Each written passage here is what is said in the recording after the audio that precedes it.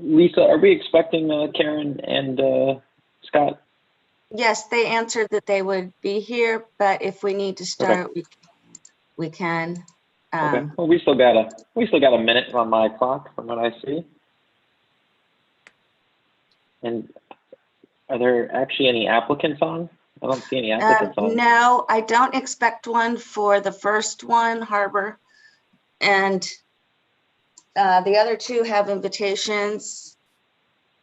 If you look at the applications, Harbor Point said they did not expect to be here because they have a property manager. Okay. But I do expect the other two to be here, but they're not. Okay. This is the third one. I'm gonna let him in.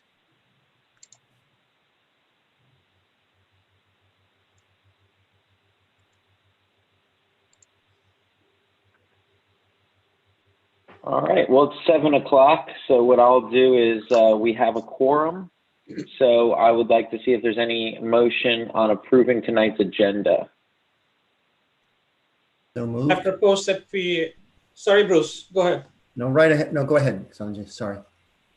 I propose that we approve the agenda from the last full DRB meeting. Great. Do I have a second? I'll second. This is Dan. All right, we have a second from Dan. All right, all in favor, say aye. Aye. Any opposed? Any abstentions? All right, it passes, motion passes. All right, we'll move on to the minutes. Do I have a motion to approve tonight's minutes? Or I guess from last week's minutes? So moved. We have a motion, do I have a second? Second. Second from Mike. All right, all in favor, say aye. Aye. Aye. Any opposed? Any abstentions? All right. All right, any general member comments? These would be anybody who's on that is talking about a different project than what we're going to be talking about tonight. I think we don't have anybody on except one applicant, so I think we can skip that. Yeah, so let's get started. So the first thing on the agenda we have is Harbor Point. So since the applicant is not here, what I'm going to do is just kind of go around. I'm assuming everyone's had time to review these, this application, and they're just replacing some current light fixtures on their property, and seeing if anyone had any questions. So Dan, I'm going to start with you. Do you have any comments or anything? My only comment was just that I was surprised they were going with the fixture that still required incandescent bulbs, but otherwise, Yeah. the design, I don't mind. I think it's attractive. I just was kind of surprised by that. Yeah, and this picture actually doesn't even do the fixture justice. I looked it up a little bit better. There's basically like it's similar to what they have now, where it's an opaque, not an opaque, but a translucent glass. There's a glass kind of inside of that fixture, which makes it look a lot nicer. So I think maybe the manufacturer just doesn't have an LED option, but we can always request them to put in, LED bulbs if we want to, make sure that they're the right color, temperature, and everything. But yeah, that was going to be my kind of only question, is that since it is incandescent, it can be changed out. How can we kind of control that? Just make it a condition of the motion, and I guess assume that they'll follow through on it. Typically, we always have the right to follow up with color, light color, and strength of lighting. So, staff, did you guys work with this cluster on this application? One of the advisors did. Are they on tonight? No. No. Okay. I wasn't sure if they talked about that as an issue. Okay. Mike, did you have anything other than? No, it's a pretty like-for-like replacement, honestly, so I don't have any further comment. Okay. Bruce, did you have anything? Nothing in addition. Okay. Sanjay, did you have anything? Yeah, other than the incandescent, which we talked about, Mike said like for like, yes, but my concern here is that the fixtures today are much better, much more efficient in distributing light. This is one that sort of throws light more horizontally and not towards the ground as much. I would have liked to see some more detail on this fixture, because I think we should have fixtures that really illuminate the level below better than just a horizontal lighting.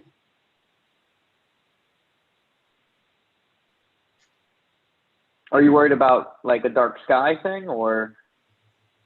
No, I'm not really worried about it. I'm looking at the efficacy and the usefulness of the fixture. I mean, it's fine, it's 150 watt or whatever incandescent power it has. I mean, it's not that bright. I'm not concerned about that. But I'm concerned about the fact that it should be throwing light more towards the ground as opposed to just releasing light and letting it go horizontal. Okay. That's my concern, but just a recommendation if you want to put that in. But I'm sure the cluster people have studied the fixture considerably before they brought it before the board, but I don't know, it didn't look like to me to be the most appropriate fixture given what's out there in the market today. Okay. I see Scott joined us. Scott, did you have any comments on this application? The applicant is not here. We're just kind of quickly reviewing it since it's pretty straightforward. No questions. Okay. Karen, did you have anything, any comments on the application? Yeah, I went to see it and I thought it was a really, it was a good choice, and I think it looks a lot better. It's very appropriate, and I thought it looked nice. And I understand about the issue of it talks about incandescent, but that doesn't really tell you very much. So, I mean, can we ask for more information? Yeah, I mean, what I'm thinking we do is that we kind of recommend them to use LED bulbs that are at 3,000 Kelvin or less, and just as a recommendation. But if they want to use incandescent, I mean, if they want to keep having to change out their light bulbs every Well, 3 months, that's up to them. I actually saw something somewhere that made it look like it was LEDs, but I don't know. Yeah, like their photometric kind of shows more of like a much whiter light, but obviously I think that's just the graphic representation. Okay. I think we do just need to make sure we put a color temperature in the motion, because incandescent, you can still get, daylight, incandescent that are much brighter. So I think as long as we put that we want no more than 3,000 Kelvin, they can probably just put whatever bulb they really want, and I'm fine with it. Okay. Does anybody want to make a motion?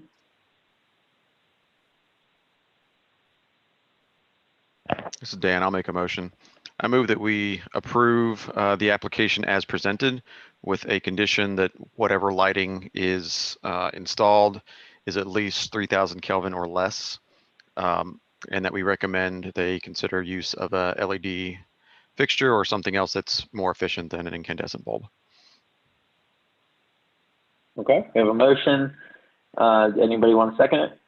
Second it. Could I ask a question? The motion mentioned a LED fixture. Were you referring to the LED? Are we recommending they use a different fixture or a different bulb? Sorry, if I've used the term fixture, I meant bulb. I just want to make sure. I thought we were on the same page. Good, thank you. Yeah. Sure. So I think the motion is to approve it as submitted, but require 3,000 Kelvin or less, and recommend them to use an LED bulb. Okay. Correct. Okay. So we have a motion. Is there any further discussion? If there is none, let's take a vote. So all those in favor say aye. Aye. Aye. Aye. Any nays? Any abstentions? All right, the motion passes. I believe it's 7-0. Yeah, look at that. We got a full board for once. Well, relatively full board. All right, moving on to Turnmill Lane. Staff, did they jump on yet?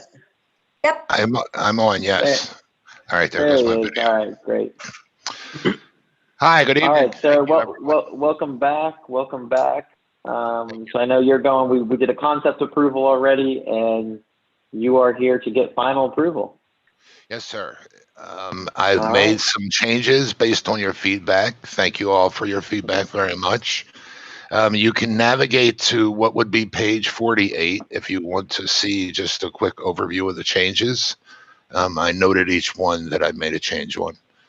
Of course, the first page here is the decision from the previous conceptual review on the various items that we had in our project proposal.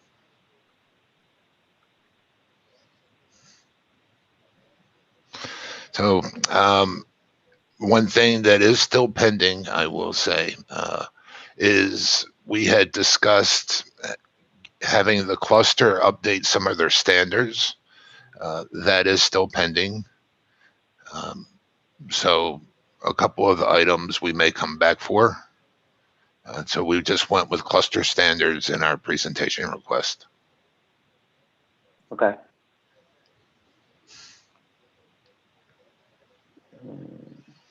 Is that, it looks like it's just for, is that for just the exterior lighting? Yes, sir. Okay. The exterior lighting needs some cluster updates. So we went with the cluster standard model that was available. It's a minor change that we can revisit at a later time. Yeah, and just so you know, once your cluster updates their standard to a newer fixture, and you want to just switch it out for that fixture, you don't need an application back to us. You can just switch it. Okay, So, well, that's great to know. So, Thank you. Yeah. Michael, we have the trim capping that is not a cluster standard, and the windows and doors, the preservation, and there was a discussion about that last time about. Correct, because the cluster standard for Windows states, it was a little confusing. It states that there is no standard for replacement windows, and these are actually replacement windows. So we weren't sure. So we requested to be able to go with Anderson windows and doors. And I put in the specs for the existing sizing for the various elements of the windows for each one. Okay. It mentions preservation windows. So I don't know which way you guys want to go on that. Okay. Are all the existing preservation windows, is the standard all, does that include vinyl windows, or what are these? Are these fiberglass? It just sorry, go ahead. Go ahead. I don't mean to keep cutting you off. I believe they are. And what are the existing windows? They're wood? They are preservation. I honestly don't know, to be honest with you. Okay. Staff, do we know what the cluster is? Is the preservation brand a wood window, or is it a vinyl window? I don't know if it's wood or vinyl.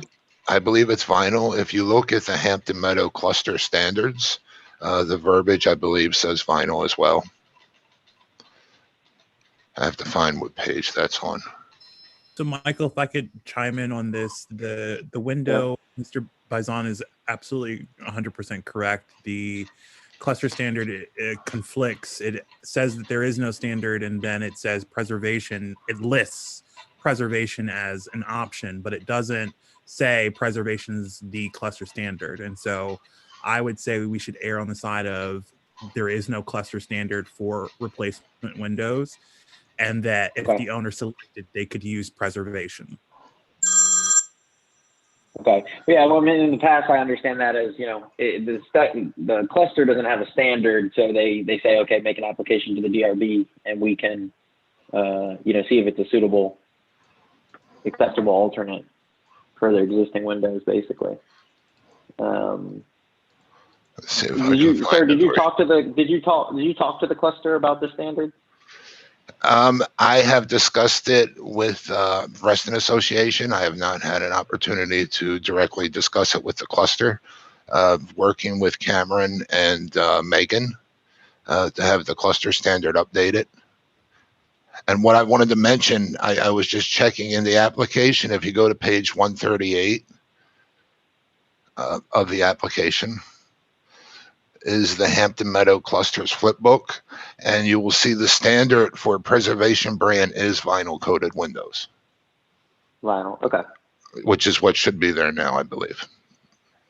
Well, yeah, and it kind of contradicts itself because it says that they're white, yet the pictures in all those pictures are like a sandstone or like a dark Correct. bronze. And you can see it states and it also calls out double hung windows, which I think this whole neighborhood is sliders. Sliders, and we have a bow window, a garden window that we're going to replace with a slider. Yeah. Okay. All right. So these cluster standards are a little bit of a mess. All right. Okay. So let me go around. I mean, sir, do you want to represent, or do you want us to just kind of give any feedback we may have? Because you have a very thorough application. Thank you, sir. I didn't want to take up your time. I just would cover that, I made a verbiage change for the trim to use certainty PVC trim. We had discussed that last time. We removed the overhang on the front entryway as well. That was one of the concerns based on the roof design. And after discussing with the architect and general contractor and all, we decided to remove the overhang from the front entryway. Okay. So I put in, I changed the color of the polymeric sand. You had mentioned that a darker black color isn't desirable. So I went with a gray as well. Yeah, I think it looks much nicer personally, but I think so too. Yeah, I think it'll look good. Okay. Yeah. So staff had mentioned you have trim capping, but it sounds like you're actually doing PVC trim. Yes. Okay, so you're not trim capping anything. Okay. It's not in the standard verbiage that way. They actually, in the cluster standard, it actually references siding materials. So that's one of the updates that we need to have done to the cluster standard. Now, the cluster standard, even though it's siding material, it does state that wood is acceptable as a trim material. So, and PVC trim is, one side is cedar wood. So that kind of fits that cluster standard requirement.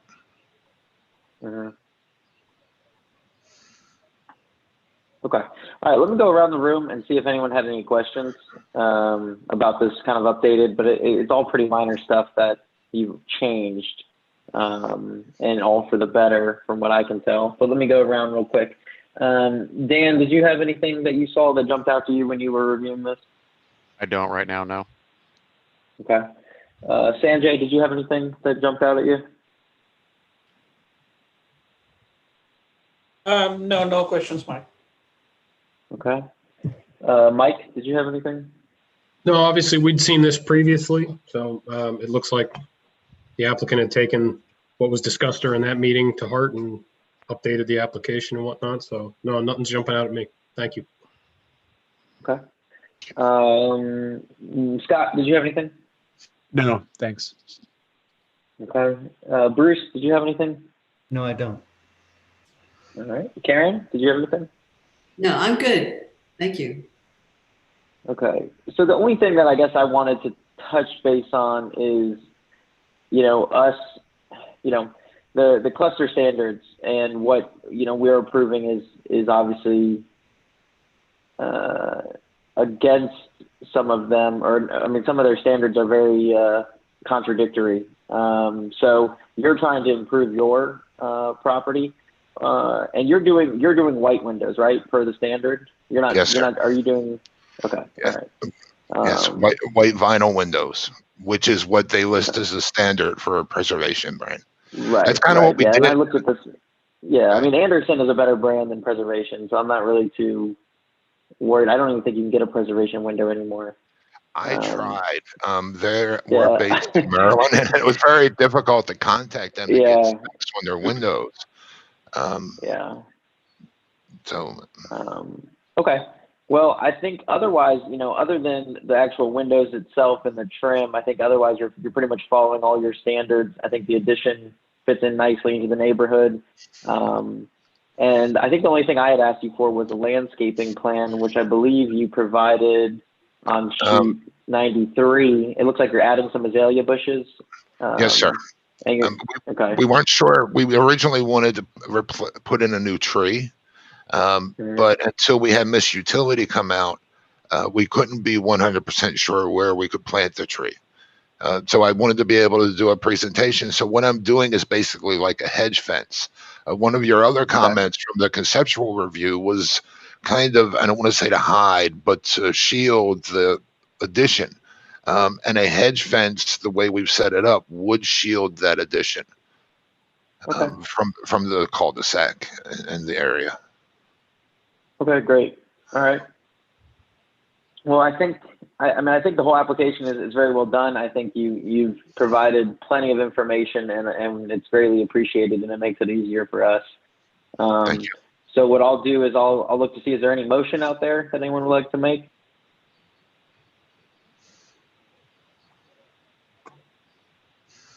This is Dan. I will move to approve the application as submitted. All right, we have a motion. Do we have a second? Second. We have a second from Bruce. All right, any further discussion? All right, so all those in favor say aye. Aye. Aye. Aye. All right, we have any nays, any abstentions? All right, motion passes 7-0. Thank you, sir. Good luck on your project, and I'm sure it'll turn out great.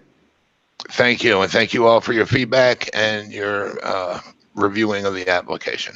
I appreciate that. Yep. Everybody Thank you for have a going through good the day. process. You're welcome. Everybody stay safe. Yep. You too. Yep, see ya. Bye. Thank you. All right, moving on to application H.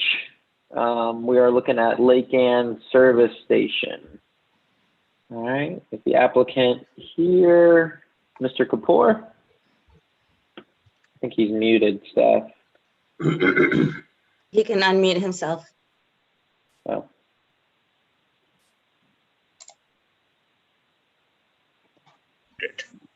I gotta There you learn go. how to do it. Hey, Mr. Kapoor. How are you? Good. All right, so it looks like you are changing allegiances to BP. Yep. Thinking. All right. So let's see. So if you could explain your application a little bit, explain how you got where you did with the new signage package, new lighting, and kind of walk us through it. That'd be great. All right. Last meeting, you guys needed some documents. So contact the electricians, and we got all the information and provided it. And DRB, they had a questions too. I gotta find my now file. Since give me 1 second, about the lumen on the top of the canopy. So KD sign, they provided it. It's a 15 LED driven by 25 milliamps and 69 lumens. The light and the length 75, and they provided all the information what you requested it. Okay, so this was deferred from a panel? Yeah, this was the panel that I was on, yeah. Yeah. Okay, so you guys just deferred it. You guys did not vote on it. This isn't appeal or anything, right? No, it's not an appeal. It's just deferred to the full board because it is something that has wider implications. I thought it would be good for everybody to be in consensus, or at least see it. Understood. Okay. Yep. I completely agree. Okay, sir. So you guys have been here before for when you've done this rebranding. Yep. So the main change from what I can see is that you're adding lights to the exterior of the canopy. That's right, and the signage. Okay.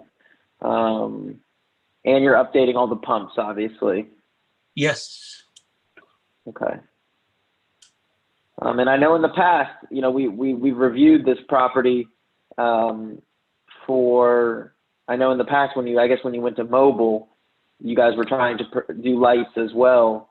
And I think that we never came to a resolution of putting anything on that canopy. But the plan is to kind of put this green strip lighting that's LED around all four edges. Is that correct? Yes. Are you going to update the lighting in the actual canopy itself, the underside? Inside, yes. I already provided that information too.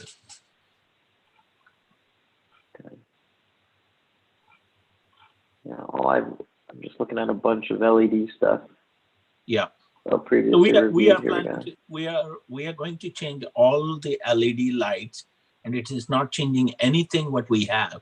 It will be the same or either below on that.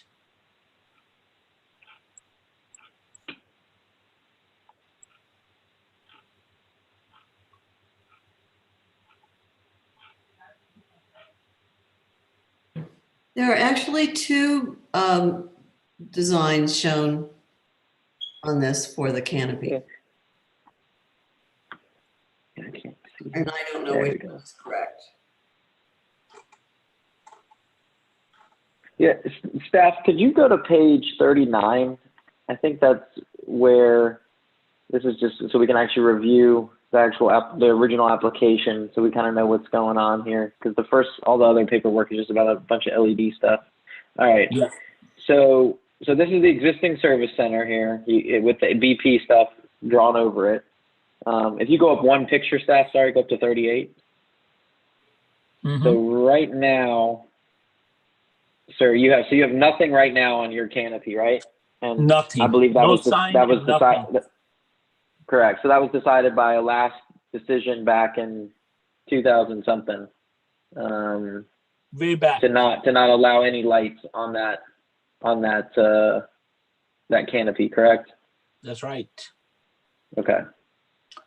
Technically, when I went there to get the canopy approved, first time in 2002.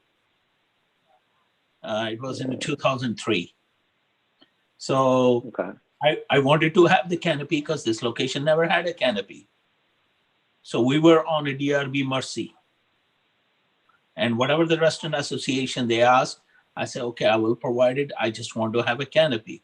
Never realized it, because I was aware of that.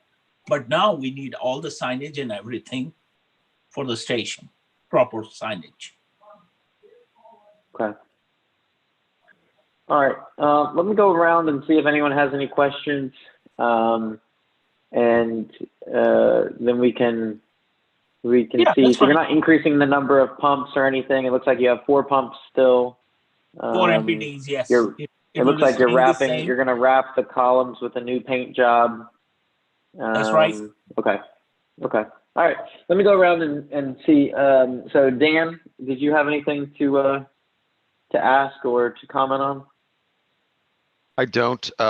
He has provided the additional information we had asked, so I'm just interested to see what our compatriots think. Okay. Sanjay, did you have anything that you felt wasn't provided that you had wanted to get? Yeah, so I had requested for the light levels that the illumination that would be caused by the canopy strip, as well as the logo. And it appears to me that they are fairly bright. The distinction that I was in my mind trying to make is that in our historical research of other locations within Reston, the others are on roads that are much more heavily traveled. They are multi-lanes. This one is more in although it is across from a small commercial area of Lake Anne, but by and large, if you drive at night, my personal observation was that this is a much dimly lit area as compared to, let's say, Barron Cameron, where you have the gas station next to Trader Joe's or places, other restaurant locations, so the one on Sunrise Valley near Reston Parkway. So that was my main concern. I just wanted the whole board to deliberate on that, and if you guys think it's okay or not. I think it's slightly on the brighter side, but that's just my opinion and thought at this point. Okay. Mike, did you have any questions? I don't have any questions. I've seen this one previously. I was on that panel. Okay. I'm in favor of the new scheme. I think it looks great. I'm happy that he provided the additional info with regard to that LED strip. I think it looks nice. I'm in favor of brightening up the space a little bit, both from the standpoint of giving him a little more eyeballs on his property, but also from a safety perspective. I mean, people are getting gas at all hours. I want people to feel comfortable in their community getting gas. So I think it's a good thing. So that's it for me. Okay. Bruce, did you have anything? Just for clarification about how much light we're really adding here, and maybe and I apologize that I missed this. The lights under the canopy are not changing. Is that true? We are just changing to LED. Okay. Number of light is not changing. Okay. So in terms of the user's experience, that's the same experience. They're underneath the canopy with the same lighting as I understand what we're doing here. So the question is whether adding the lights that are really more for purposes of identification and branding are suitable in that neighborhood. That's how I see it. And I'm understanding that previously in this neighborhood, DRB concluded that that was not the case. Lighting for branding purposes is not appropriate. So I guess my notion is I don't know what has changed about the neighborhood or the conditions that would suggest that we would come to a different conclusion on the same question. Yeah, I mean, I agree. I think those are some of my same questions, especially with even fellowship houses moving even closer to this property, which is, a lot of residential units that are even closer in retrospective. So, so I know initially, sir, for the lights underneath, you don't have LEDs now, but you plan on putting LEDs in there now. Yes. And so maybe we can increase the lumens kind of underneath the canopy. Could maybe is obviously going to happen, and it'll help make it brighter underneath of there. But I think what Bruce is worried about is the light spread from the kind of additional signage mounted on the canopy. That's only 70 lumens. If you go on a first page, it's a very low lumen. Yeah. And I provided a couple pictures to the what's her name in Reston Association, from other at night pictures from other BP station, and show them it does not produce any lights outside. If you go and look at it live, these lights, it is nothing. It just a one LED light in the back, which is brightening up the green stuff up there. Okay. All right. Well, let me see if it is not bright enough. It is not bright enough. Bruce, did you have anything else, or that was the really the question, and I wanted to have that discussion. Okay.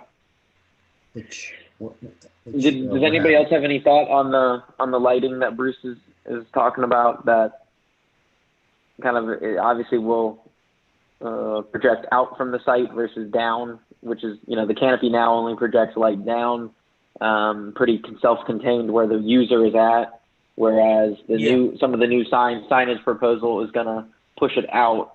Does anyone have any issue with kind of what Bruce is talking about? Sure, I'll jump in. I think, okay. I mean, this slides 5 and 6 look like I would agree that they, with Sanjay, that it almost looks like it's along Barron Cameron or Route 7. It makes sense where you'd have both that day and light, very bright colors, big signage, and also present during the nighttime, because your view corridors is from 2 miles out when you're driving 55 miles an hour. But I think Lake Ann is pretty critically different in a number of factors. I think it's higher scale, it's lower density, it's more walkable. This is highly visible, as you said, Michael, to both, and it's immediately adjacent to residences immediately adjacent to the site, and to, like, to your point, Village House, Fellowship House, excuse me, coming online. So I think, I think the brightness, both the colors at daytime and this, as you said, outward projecting light, I share some of the concerns Bruce and Sanjay previously stated.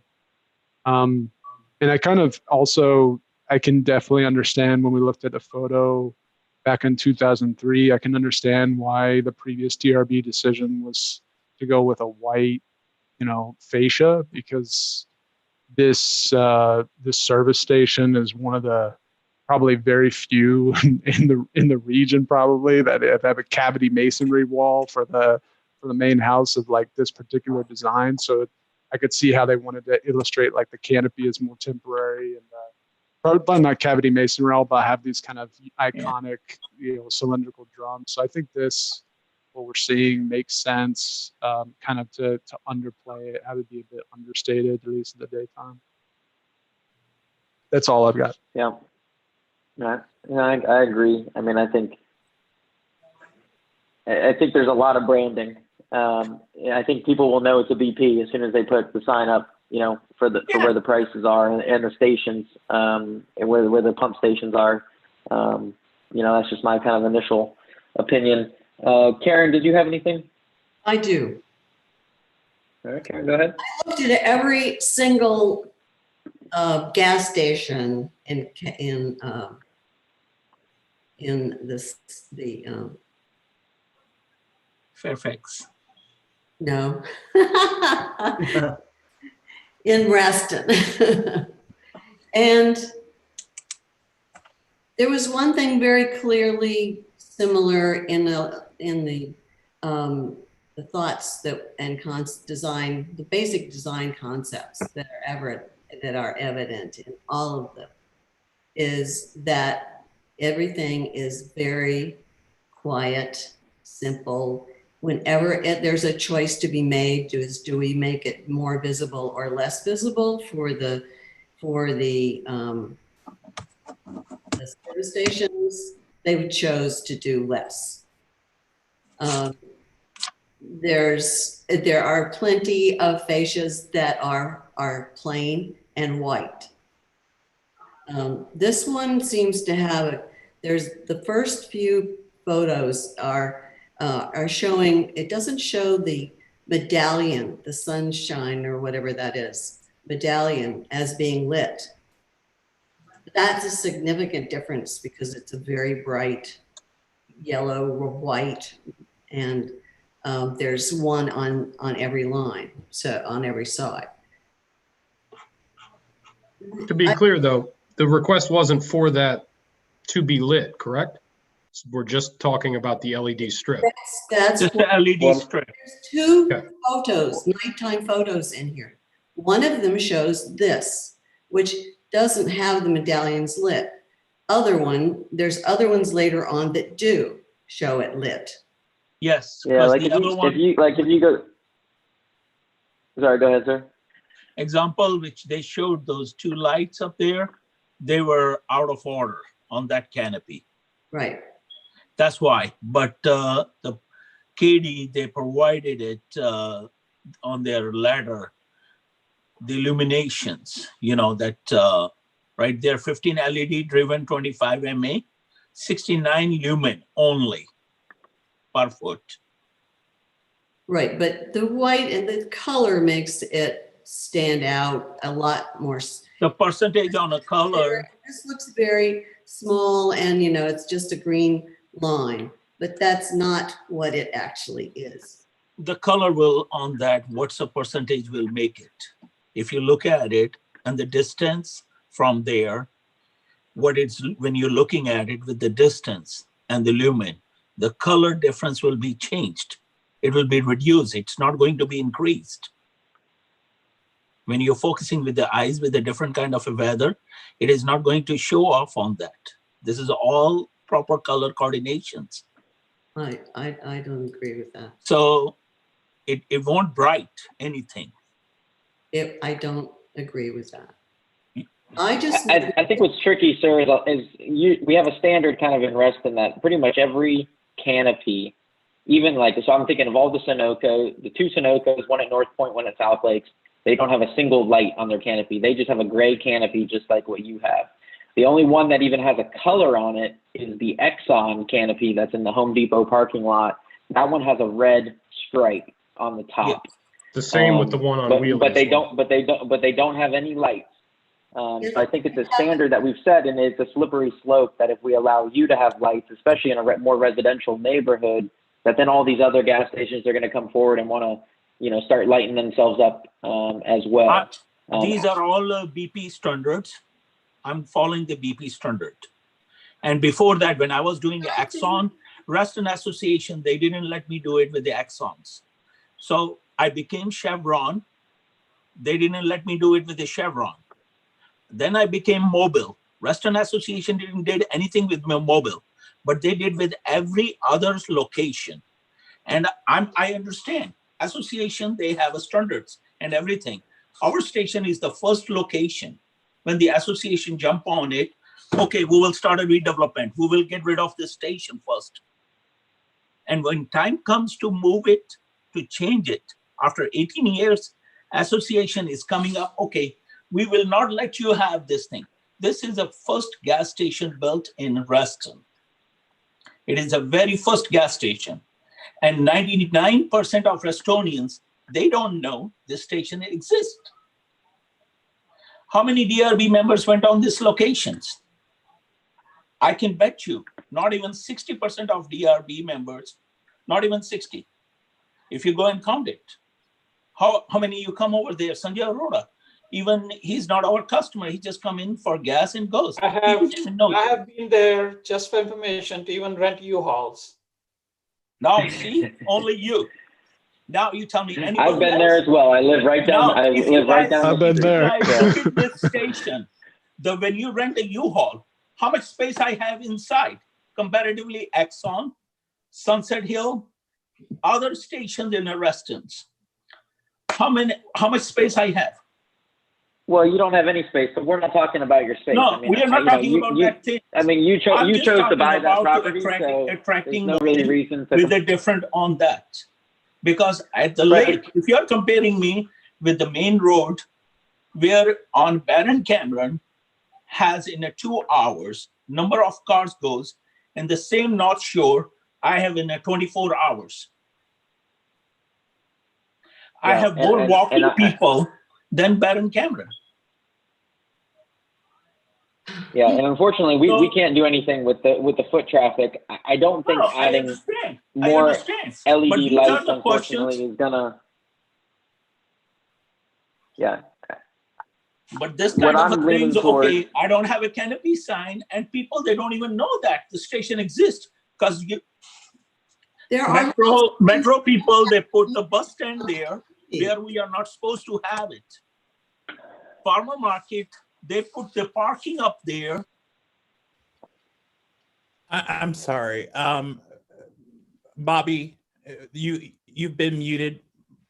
Bobby, you've been muted. So I would like to hold on and let the DRB finish their discussion. If the DRB has additional questions for the owner of the lot, we will unmute the lot owner. Okay. Thank you, Cam. So I guess the only thing I wanted to ask the fellow members is, what do we think of, let's say we do no LED light, what do we think of letting like a green, a green stripe being put on this canopy? Do we think that's okay, or do we think it's, I mean, we do have a standard where there is an Exxon with a red stripe. Do we allow a green stripe to be put on the canopy? Does anyone have any thoughts on that? I don't have a problem with that branding at all. That would be my one question to the owner is, what does this do to his business? Is the franchising moving to a BP, is that contingent on all of their branding being installed as per their requirements? Is that a hurdle that he needs to cross for this to keep moving forward? That's my one outstanding question, if you will, that I'd like to hear him speak to. But in terms of your specific question, Michael, about a green stripe versus, again, the Exxon red stripe, I don't have a problem with that. Actually, I think it probably doesn't make that much difference because when that building is finished, you will only see this station from the intersection of the Village. I think it's North Village. I think it's North Village and North Shore. Sure, exactly. That you have to be there before you can see this. And when you're coming from the other direction, you're almost to the exit from the parking lot of the center before you can even see the gas station. So I don't really know what all this visibility business is about because he has the other ones, there are ones in South Lakes, not South Lakes, but Hunter's Woods and Hunter's Woods and the other one that's down there. Anyway, the one at Hunter's Woods is behind brick walls. It has no signage.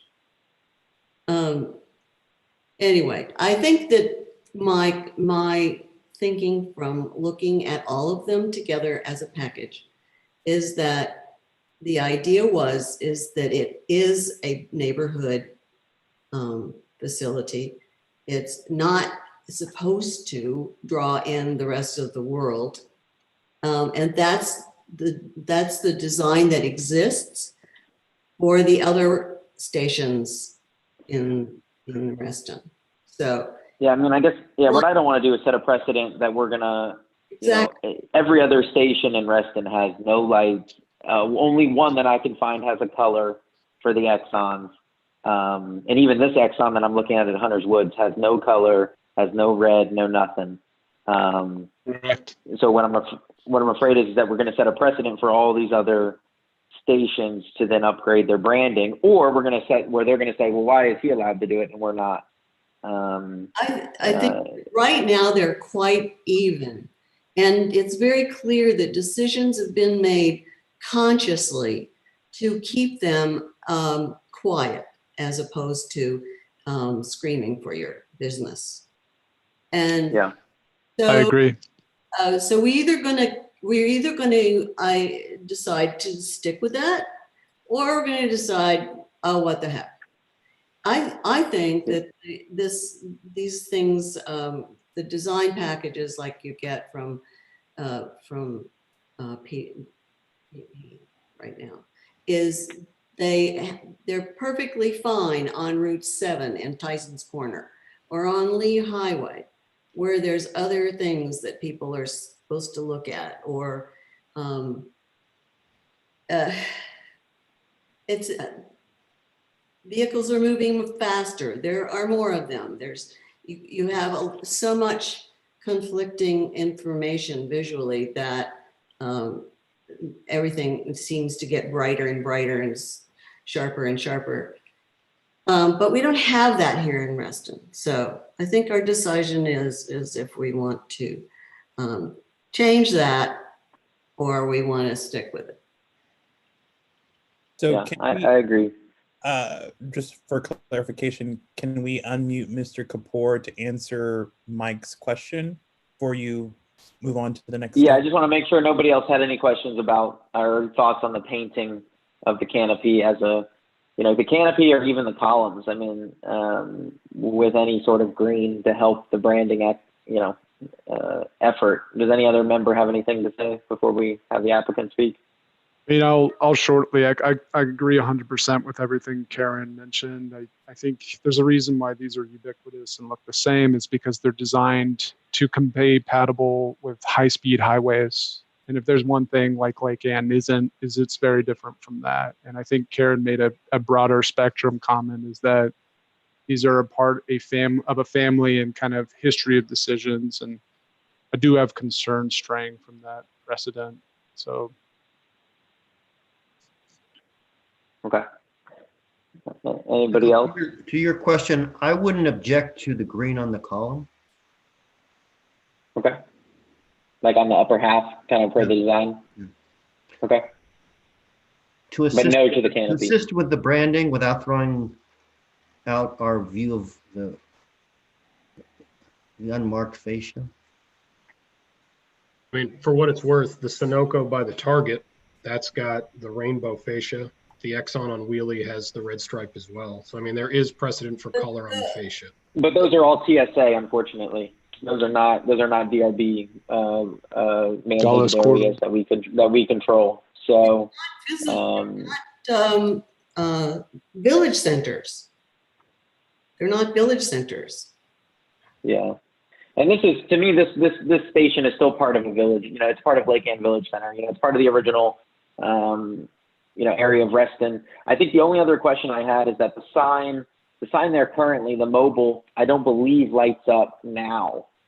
This is the monument sign, and I think the proposal is to have a lit up monument sign on both sides, which I'm actually not opposed to. I think that'll actually help the situation, you know, get him a little bit extra light for his branding at night.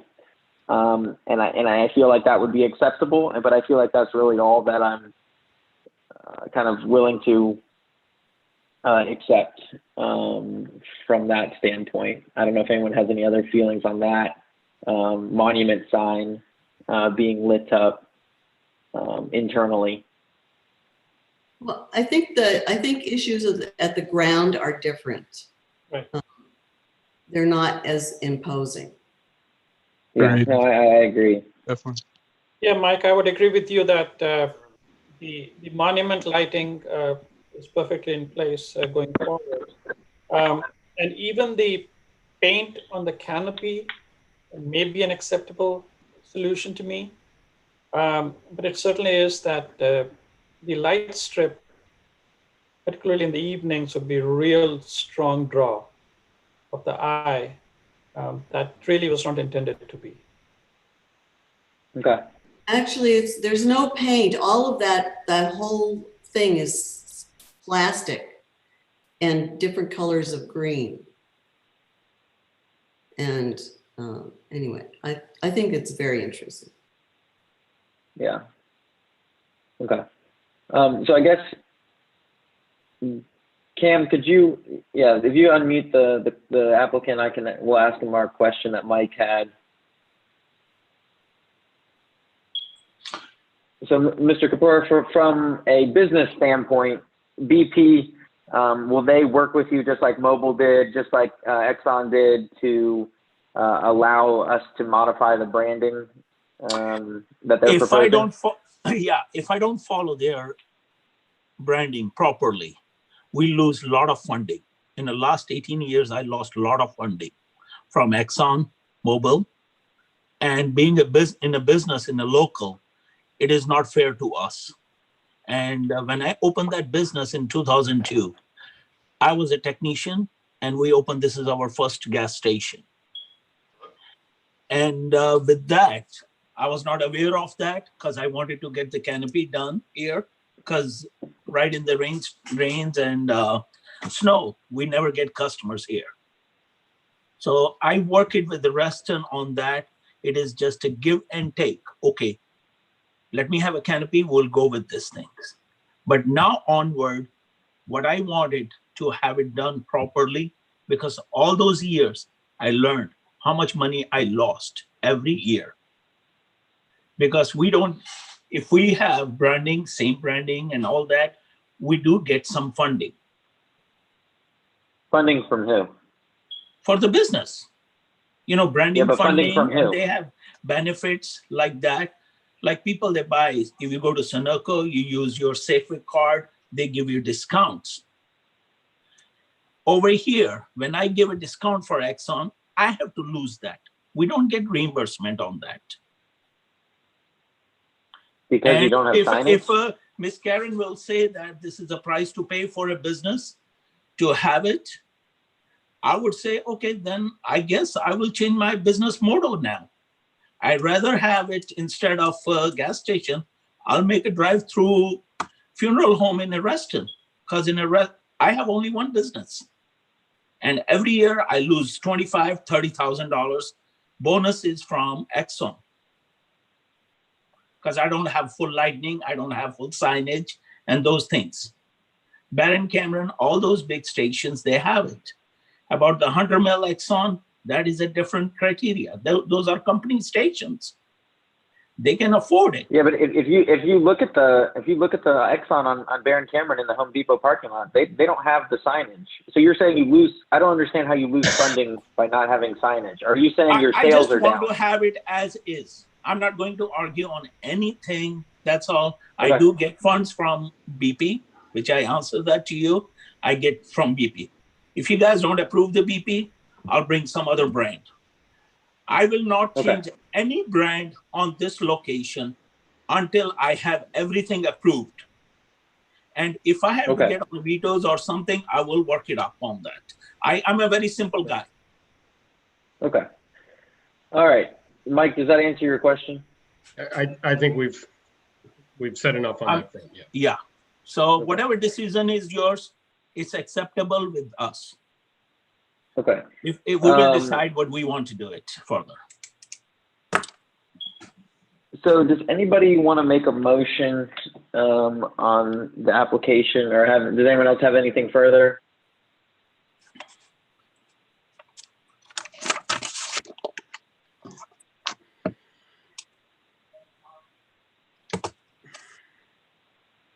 So I can try to make a motion here. So what I'm going to recommend, make a motion to approve the application as amended with the following: that the monument sign be approved as submitted, that the gas pumps be approved as submitted, but that any work to the canopy or to the canopy columns would be removed, and that the lighting underneath is allowable to be upgraded to 3000 Kelvin maximum coloring for new LED bulbs going in there.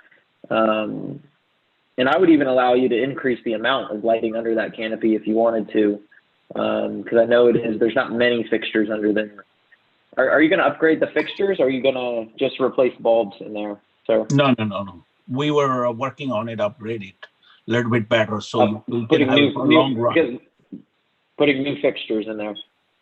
Yeah, that's I have to talk to them because it's costing me more money. And I told them first I get everything approved.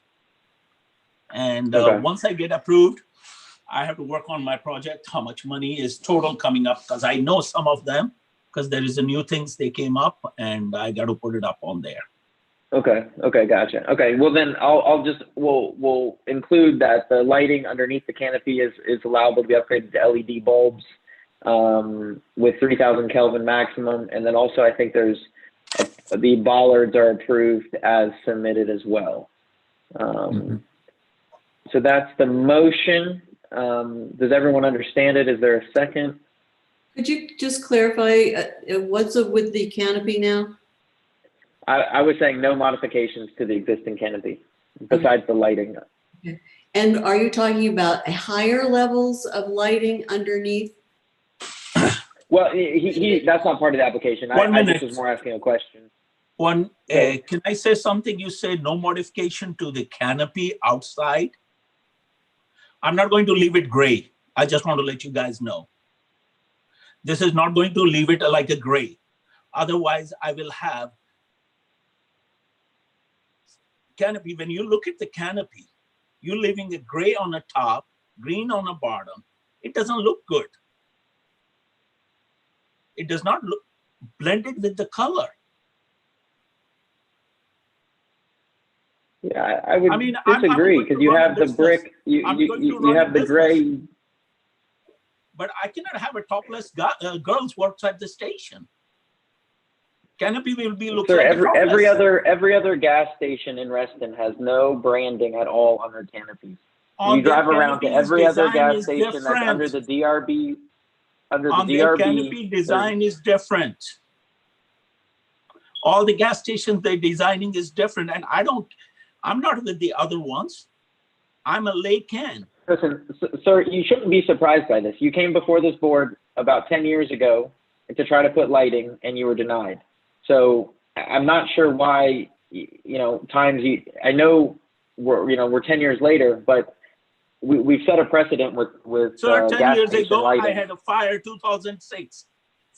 2006, I had a fire. 2007, I had to come back again to redo the whole station.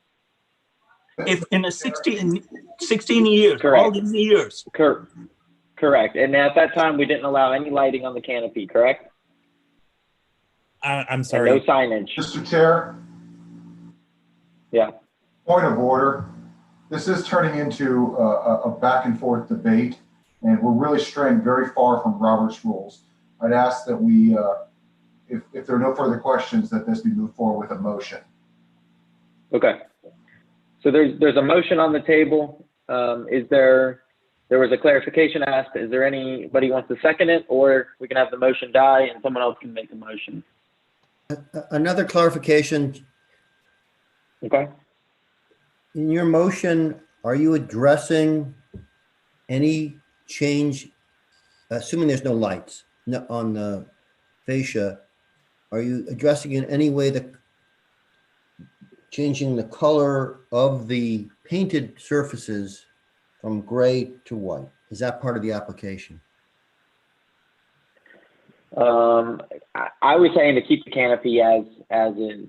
I don't even know if that canopy's painted now. I don't know. I don't think they would literally put a graphic kind of over it from what it looks like. It's like a I don't know, if you kind of look at sheet 41, it looks like it's a full kind of assembly that they mount over top of the gray canopy itself on the right-hand side, Steph.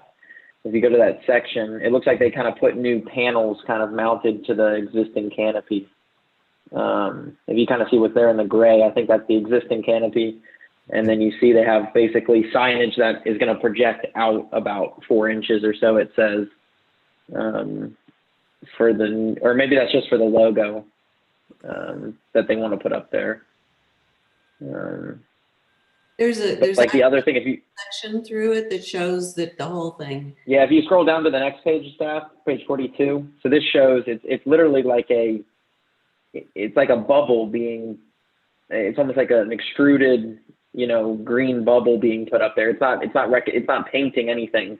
They're adding a kind of extruded, I don't know if it's plastic or what it is, to the outside of the canopy.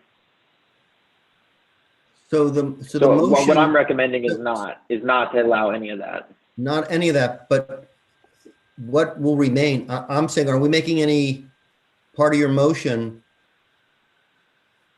any statement about if it's not going to have that material placed on it, and it's not going to be, is it going to be altered from its current in any way by your motion? That's all I'm asking. Currently, I was leaving it as is. I would entertain, painting it white if he wanted to go to a white, I mean, to me right now, the silver matches the storefront on the existing building. So I think that's why it is the way it is. And there's kind of like a chimney kind of thing on the building itself. I think it all kind of matches now. So I take that back. I'd rather just leave it. My motion is just saying leave the canopy as is. Okay, just for that clarification. Thank you. Yeah. All right, so there's a motion. So just looking for a second. If there's no second, we can have the motion die and someone else can make a motion. I'll second. All right, we have a second on the motion. All right, so is there any further discussion that we want to go through? I think we've talked through it, but does everyone understand what the motion is? Yes. Yeah, okay. All right, we're gonna do a roll call vote just to keep it, first we can do, never mind, we'll just take a vote and then we can, if it's confusing, we'll go on from there. All right, so all those in favor of the motion, say aye and raise your hand so we can see. Aye. Aye. All right, 1, 2, 3. All right, any nays? Any abstentions? All right, the motion passes. All right. All right, thank you, sir. All right, so on the agenda, all we have left is to talk through a couple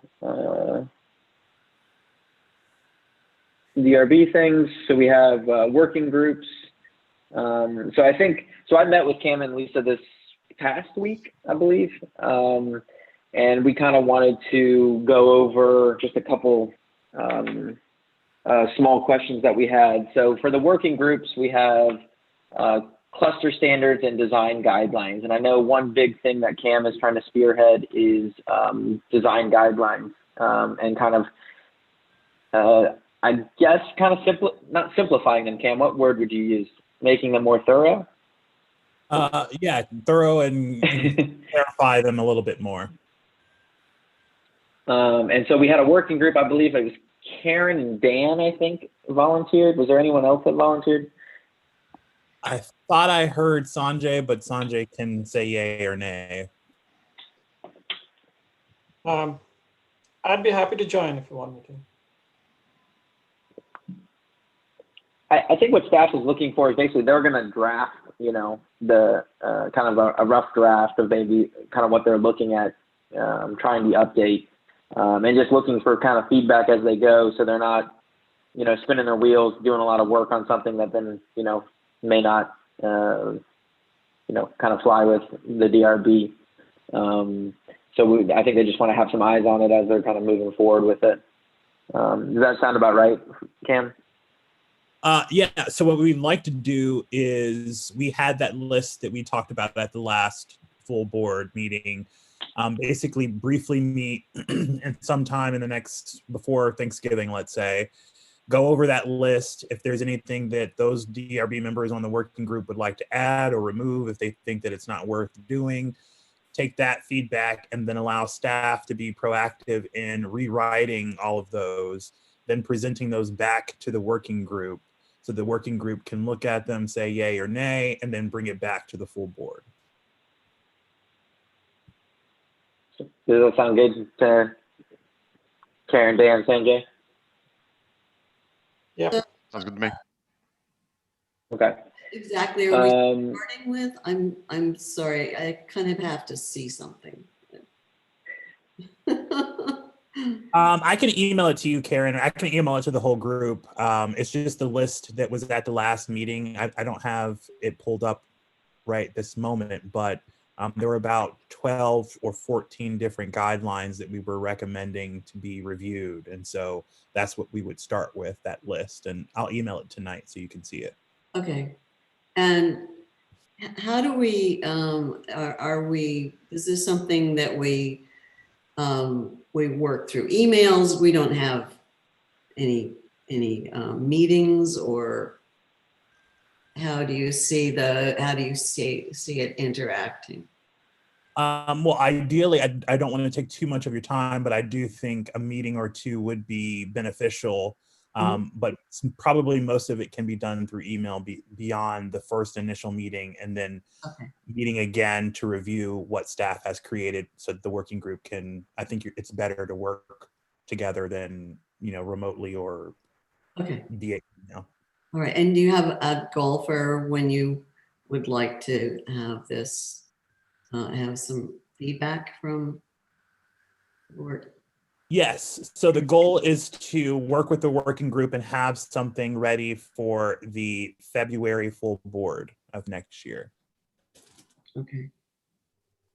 So between now and Thanksgiving, the initial meeting allows staff to work through our, I'm going to call it off season, but it's never an off season in covenants.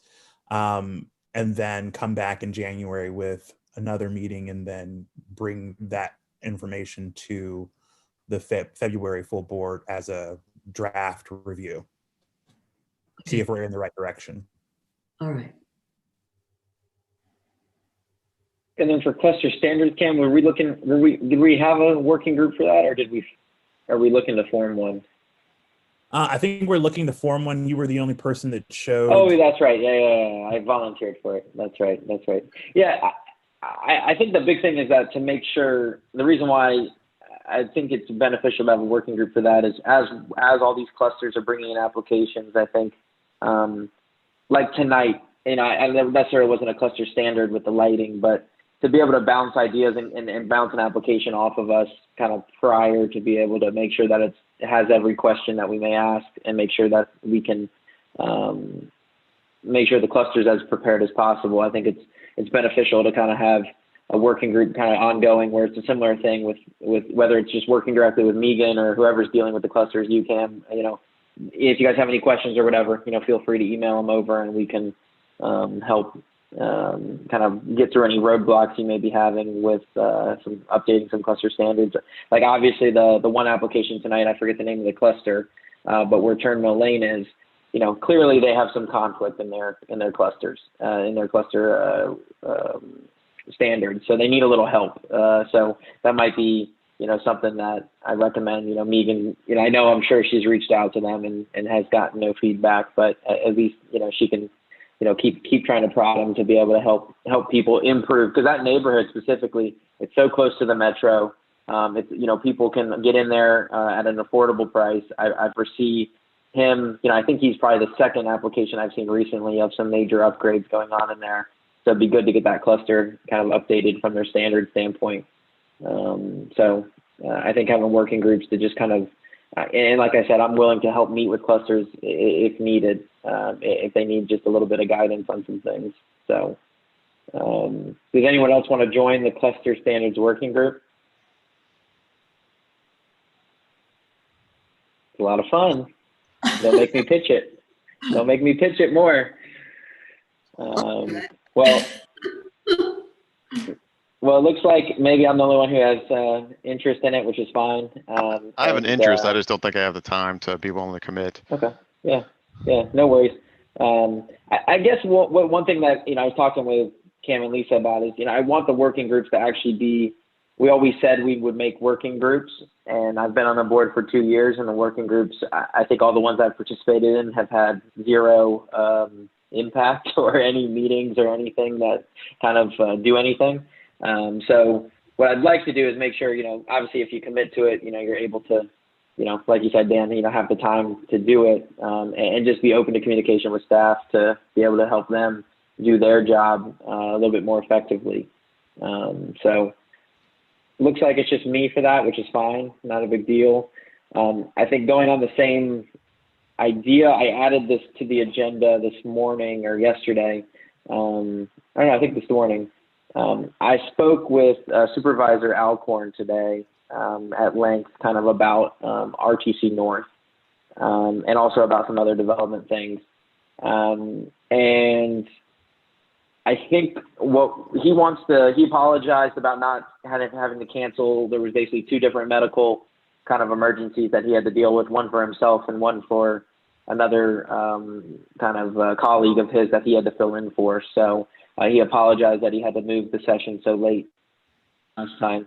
But really what he wants to do is, get our eyes on the property, but also kind of have a war table with drawings and meeting with the consultants that the county has hired and Innova has hired to really dive through the objectives of RTC North and start really, what I was pushing is really start figuring out what the density is going to be. Because, we have a rough concept of street that we've talked about in the last couple work sessions that we've had with them. But there's really no detail in the sense that we don't know how dense they can build the blocks, how tall they're going to build the blocks, how, what are certain things in that regards. And one thing that I was talking with Supervisor Alcorn about was, you can increase density in smaller blocks and have more green space. And I think that's more appealing to the RA members. Right now they basically have kind of congregated all their green space and we're taking little calculations of strips of grass that were, in between roads and sidewalks and using that in their green space.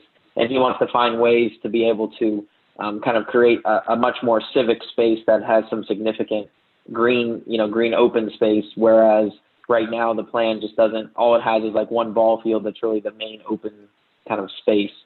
So he kind of wants to kind of rework the plan a little bit more to make it, not obviously another Reston Town Center because we already have that, but he said there's really an important thing because the county owns half this land, so it's pretty rare for the county to have such an impact on a development opportunity in Reston. So hopefully he's going to have his assistant reach out to Lisa again to try to reschedule that work session. So when she sends out that email, really all we're looking is for people to try to make room in their schedule to make it happen, so we can get out there and go over what they kind of want to go and try to help that project keep moving forward. So just kind of be on the lookout from Lisa for that. I really have a question. We spent, we the board, if not these same members, spent a good deal of time with the responsible persons for Town Center North, and we're told that what they needed from us was the road plan.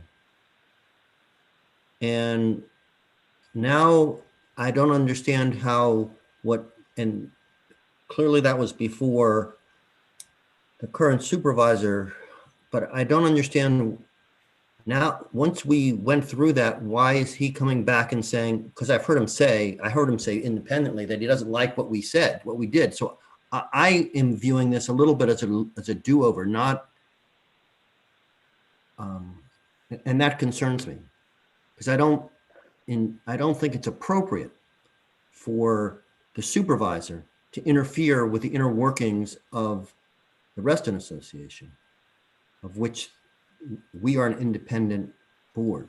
So I don't understand what his thought process is, and it still sounds like a do-over. Yeah, I don't know if it's necessarily a do-over, but I think what he actually wants to help bring in more green space and figuring out what's the word that he was using? He wants to create more of a civic space that is usable by all. And right now there's really not that kind of designated in the plan. And so, yeah, I do think he wants to revise a little bit of the plan, but I don't think it's a full reworking because honestly, they didn't really present us anything that, they've moved some streets around, but they really haven't done any density studies. They haven't done any height studies. They haven't done any use studies of what's going to be in here. Is it mainly residential? Is it mainly commercial? Is it all mixed use? I mean, they really haven't presented any of those things of how all these blocks are going to be used. So I think before the county wants to keep paying the consultants to keep moving forward, he wants to make sure that the design is going the right direction and that we're on board as the DRB, because he does understand that we do have, a big say, obviously, in the project as well, just as much as the county might have and just as much as the developer might have. So I don't think we have any say on density,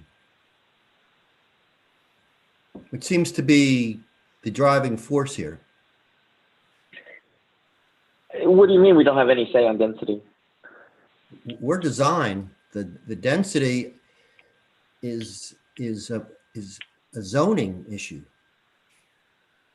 Well, correct, but they're looking for feedback on, let's say, the streetscape. Let's say they're creating a block that's 100 feet by 100 feet, and they want to build to the zero, and they say, okay, it's going to be 0 lot lines, and it can be 10 stories.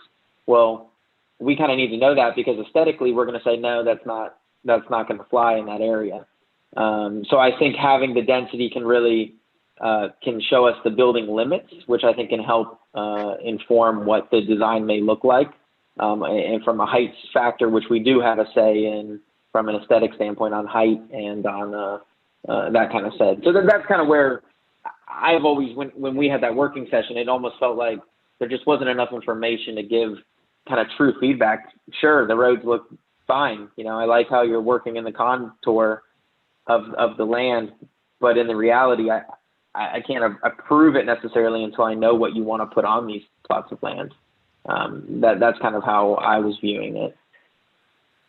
There was, I can't recall if it was I think it was our previous full DRB meeting. There was a pretty successful landscape design presented for the park, the old baseball field behind Hunter's Woods or Reston Community Center. And I remember a number of our comments we were pretty unanimous in that we we thought it was a fantastic example, not only of really strong design and landscape architecture, but in overall planning, but it was also derived from a very collaborative and age-oriented local community and local stakeholders.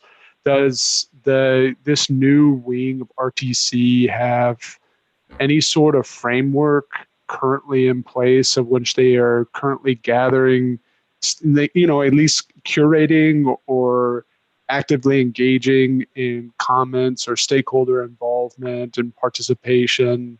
Because I know and forgive me, Bruce, if I'm not catching your drift, but I feel like as a DRB, we were immediately, when we were in that particular circumstance and it's a significantly smaller scale project, we were in a position where we were purely looking at design, but then at the same time, we were also shown that it came out of a process with the local community.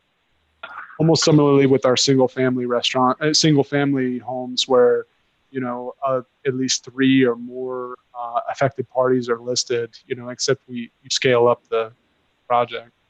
I guess what I'm saying is, like, do they have like a Sasaki or any sort of like landscape architect on board that is, I imagine he would help him or whomever the developer is in that process? I think my point is that the process that's in line with what you're describing is the concern of the community was that the town center was not addressed by the public the last time the comprehensive plan. It's in the comprehensive plan, the Reston plan. And the street design, which was in the plan, was what the basic design that was by concept in the plan in 2015 was what the DRB said, nah, that's not going to cut it. And the point was that the DRB had not been a participant in the comprehensive plan process. There is a comprehensive plan community involvement now. So what I'm trying to understand is, and the person in charge of that is the supervisor. He sets the agenda, he runs the meetings. And so my question is, what the community asked for was for the DRB to be part of that process, and now he's doing something outside that process. So I agree with you wholeheartedly. We want community involvement in this. I agree wholeheartedly that the DRB should be consulted ahead of time. I'm just questioning why it's being done outside of the comprehensive plan development that's underway now. I don't know what the supervisor has in mind of doing it separately, because that, in the first instance, it was a problem that the DRB wasn't consulted. Now he's consulting it outside in the context of the comprehensive plan as it came out and kind of hit a dead end in Town Center North. Now the question is, now that they're looking at the comprehensive plan, why isn't he bringing the DRB into that process? Why is he on a separate process? And Michael, I don't know what his thought process, what his thinking is on that.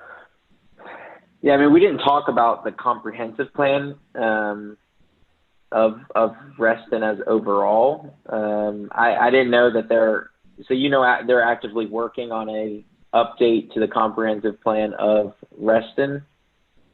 Yeah. So I don't know. I don't know why. I think it's a project that they want to move forward because I think Inova is getting impatient and says we're going to back out if you guys keep taking this long because it's not worth our time. And right now, I think he wants to get us on board from the DRB standpoint in this work session to be able to work with the consultants and really have a fruitful discussion with them. And they actually take our input to be able to generate kind of the next more formal presentation that they may have to the community. So say, okay, now this presentation is community. We've talked with the DRB. We have input from them. Why he's separating it from the comprehensive plan, I really don't. I don't know, and I didn't know that the comprehensive plan was under. I would guess. I know. There's been. Yeah, go ahead. I was just gonna say, I would guess he's not necessarily doing this separately, but I forget how many people are on that committee, 12 or 16 or whatever, but to get all of them and all of us and try to do schedules, I mean, he's probably going to use these shorter sessions to inform some of that discussion and maybe bring us in later. I mean, that they've only been meeting for a few months now as it is. So I don't know that it's I sit on automatically both, so separate. I do have some insight. He is not mentioned in that context, nor is it on the agenda. So maybe my problem is and Michael, I'll be happy to do this in conjunction, is to reach out with him and get an explanation of what his overall plan is. I think Scott was exactly right. We want community involvement, but I don't want, I want it in the context of the comprehensive plan, and I don't want him, the supervisor, reaching into the RA. I want it to be, I want the RA to be independent and the DRB to be independent. I want it to be an active participant in the process, but I don't want to feel like I want to work with him. I don't want to work for him. Michael, Gotcha. I Yeah, go ahead, Julie. Bruce, I, in all my discussions with Walter about this topic, and that's been over the last probably 9 months or so, he's always viewed this as collaborative with DRB because of some of the struggles that we've gone through in the past with DRB and getting to the grid of streets and approvals. So, and I don't see that, this has been in flight. So I don't see that it's being constrained by whatever's happening on the comprehensive plan review. This was already happening. And to me, exactly to what Michael, you said, you all approved a conceptual plan on the grid of streets, and now it's the next step in that collaboration and bringing folks together. But I do not think that you ought to think that it's happening as a out of sequence or out of the purview of, it is in part and parcel, but it was already in flight. Let me say this. If I hadn't heard and other people say that Walter expressed it several times that he didn't like our decision and that we didn't know what we were doing, I might have a different view of this. I don't know that I've heard that from him. Well, I know I haven't heard that from him.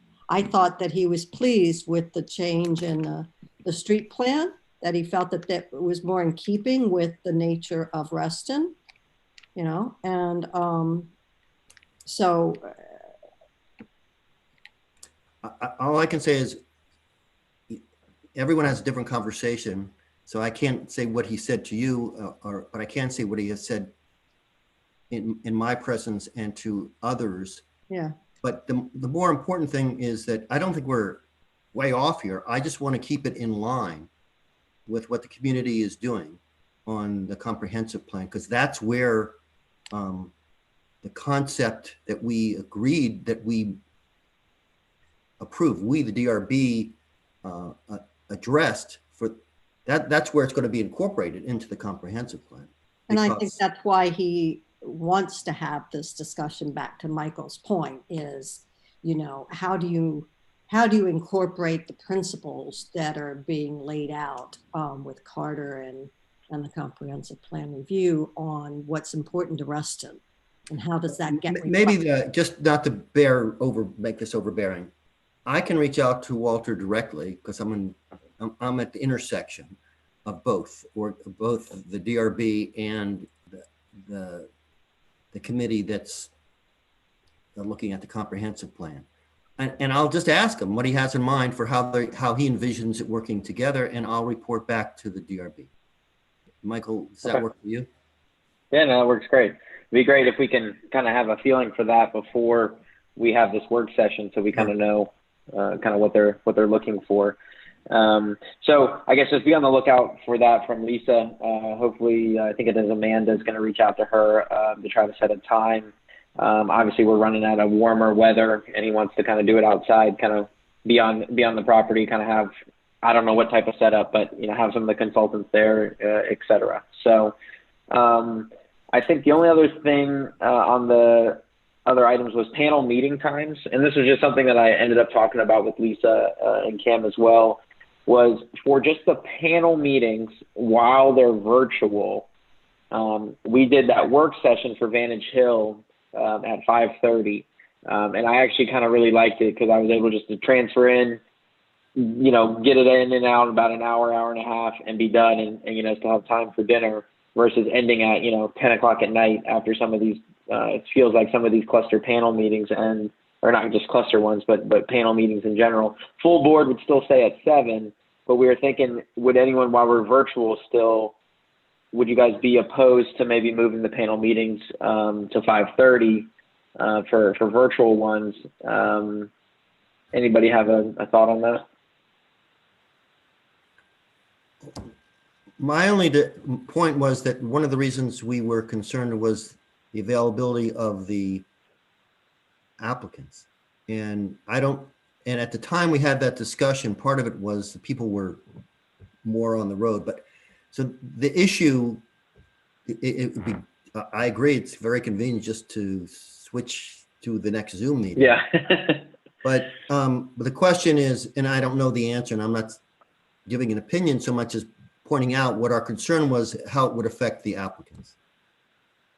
Yeah, when I talked to staff, they didn't seem that it would be an issue, that if we tell the applicant what time they need to be, that they'll be there basically. Staff can speak to it as well, but I feel like that was kind of the drift that you were kind of putting down, Cam, Lisa, was that, if we tell applicants that we want 5:30, they'll be there at 5:30. If we tell them we want 2:30, they'll find a way to get there at 2:30. Does that sound accurate? Yes, what we found that while there was, before pre-COVID, people wanted time to commute and get home, and then they had to drive themselves to the meeting. But now that none of that is happening, we have not heard anything adverse to making the meetings earlier. So it's just that that's no longer, the issues that why they wanted it later are no longer really there right now. Yeah, and I guess the reason why I was trying to push it was just because panel meetings some of them have gotten absurdly long. And, as much as I like hanging out with all of you, I don't like being on here until 11 o'clock at night. And so, just trying to push it forward. And I think that'll help us end a little sooner versus sometimes they just kind of drag on a little bit too long. So I think the full board meetings, I still want to keep it 7 just because it feels a little more, official. We usually have a lot smaller agenda these days. It's not, we're not usually having a large agenda that's going to go on and on and on. But I don't know if, basically that's where I want to leave it. So if we're open to it, I don't know if we need to take a vote or just say, hey, we like the idea, we can give it a try, or if everyone's kind of against it, we can just toss it into the trash. I would like to give it a try with the understanding that we revisit it and see how it affects. If it works well for the staff and it works well for the members of the DRB, which it sounds like that's pretty much an agreement. We still want to see how it affects the applicants, and we tried for X period of time, whatever this group thinks is appropriate, and then see how that's worked with the applicants, what the feedbacks have been from the applicants.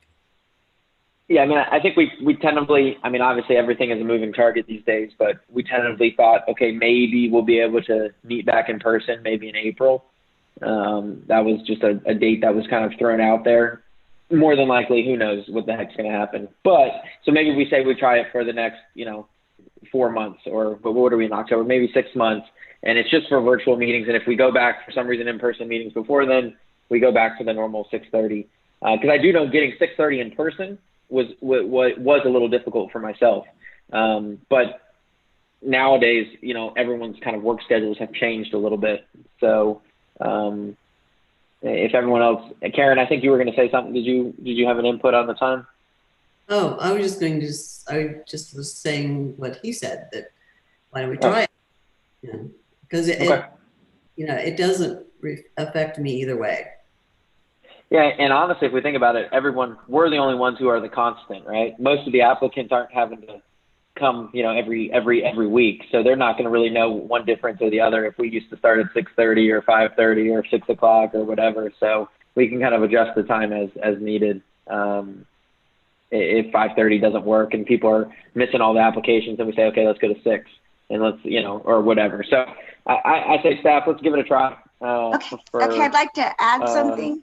If I could add something. The Zoom meetings for October 27th, November 3rd, and just today, November 10th, have been sent and advertised. The only one I might be able to pull back is November 10th, but October 27th and November 3rd have already been advertised and sent to the applicants for 6:30 start time. Yeah. Then no worries. Let's start whenever is helpful with you guys. So if you guys want to I'll start, let you know. Thank you. If we want to start after, so our next full board is what, November 17th, right? Yes. So if we want to start, starting in December, let's say. That would be December 1st. Yeah, December 1st. That's the first meeting. Yeah, I mean then let's just plan on doing that. That'll just keep it simple on you guys, and that way everyone kind of knows. Come December time, I mean, it gets dark at 5 o'clock anyway, so it's going to feel like it's 7. So. Okay. Thank you. I'm going to suggest that we consider even this full board meeting also to start a little earlier, if you would.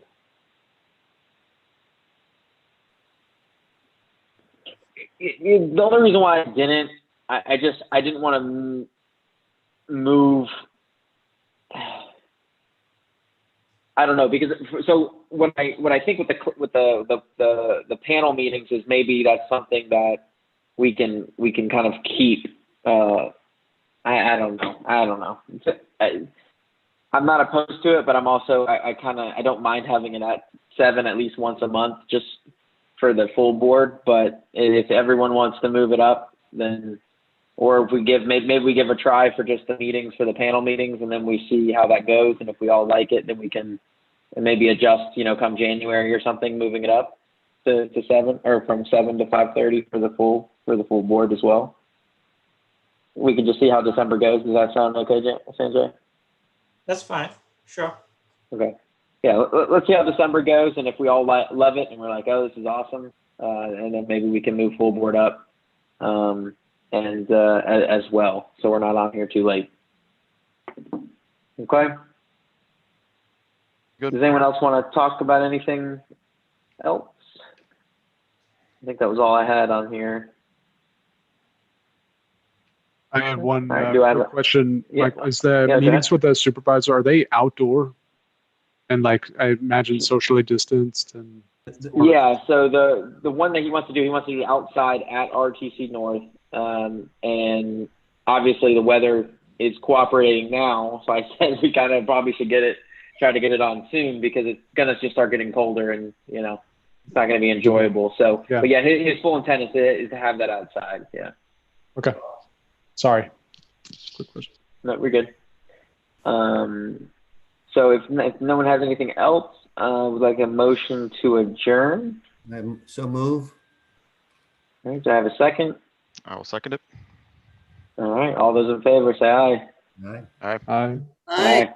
All right, any nays, any abstentions? Nope. All right. Good night, guys. Thank you. Appreciate it. Good night. Good night. Thanks so much.